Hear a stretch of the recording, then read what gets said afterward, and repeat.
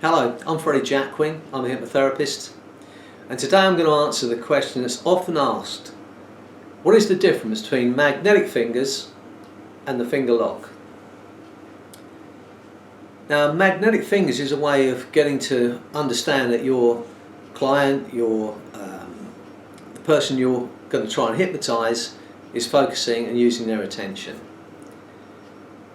The finger lock is a way of finding out whether that person is a good hypnotic subject. And the only difference between magnetic fingers and the finger lock is the introduction of an altered state. Now that sounds like a big thing, to alter someone's state, but in this case it's a very simple thing to do. All I'm going to do is I'm going to ask that person to think about the person they love most.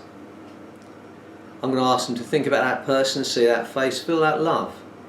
Now I know that if that person is thinking about the person they love, I've altered their state, I've created an emotion, I've ramped up an emotion.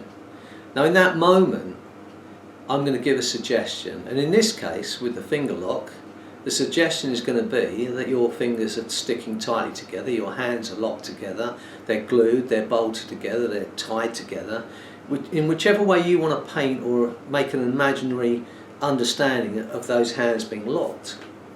Now if they're following your suggestion, you're going to ask them to try and pull their hands apart and find that they cannot. Now I want you to listen to those words there. I will ask them to try and pull their hands apart and find they cannot. This is a major thing, and this word try in hypnosis, when we want our clients to fail, when we're trying to create a phenomena, because try implies failure. So try and pull your hands apart and find you cannot. The moment that you can see that they have tried and they haven't been able to pull their hands apart, you then increase that suggestion. They're sticking tighter and tighter together.